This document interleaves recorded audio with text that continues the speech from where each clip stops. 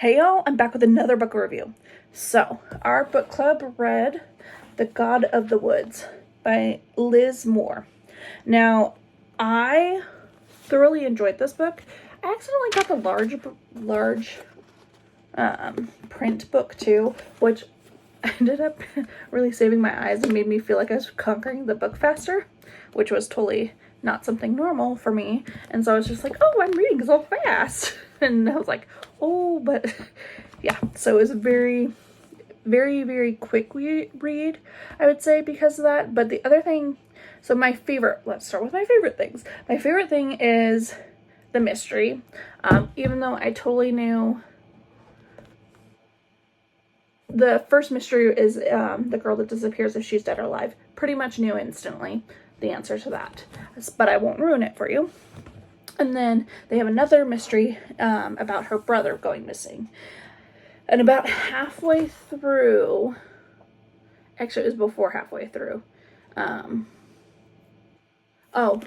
the when lost. As soon as they started talking about,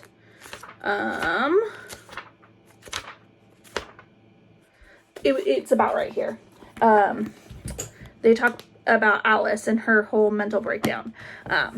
As soon as that happened, I knew what was going on.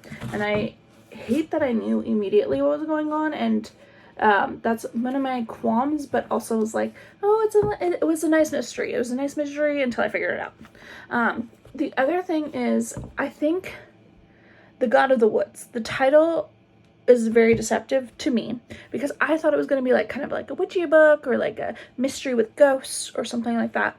And it was kind of what intrigued me about the book, because I was like, oh, maybe there's going to be ghosts and there's going to be spiritual creatures, blah, blah, blah, blah.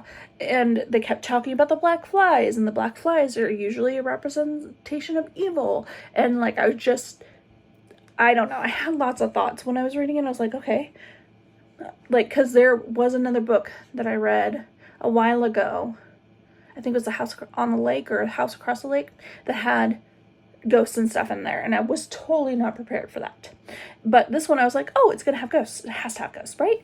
So if you're looking for a ghost book, this is not it, because it is just a thriller. Straight up thriller, murder mystery, child goes missing, another child goes missing from the past. Like, that is what it is. That's it.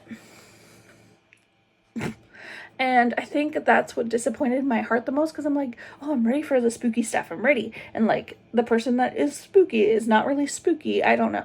That was the biggest disappointment of the book. Other than that, I really enjoyed it. It was a good, quick, fast read. I think I finished it in a couple days, which is not my typical for being so large, but it was also because it was large print. So it was really nice to have such a quick read.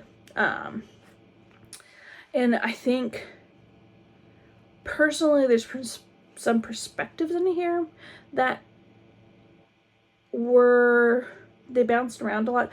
But I liked the way that they did she did the perspectives in here, because they pretty much followed a linear path.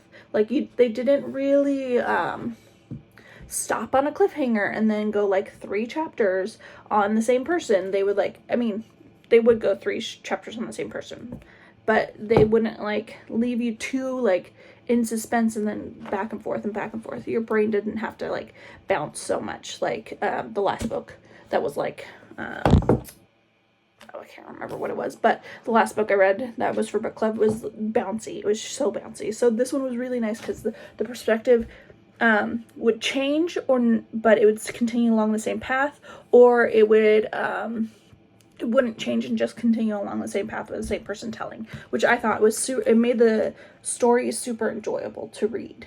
But if you have not read it, I do recommend it. Just don't be prepared for anything spooky or anything like that.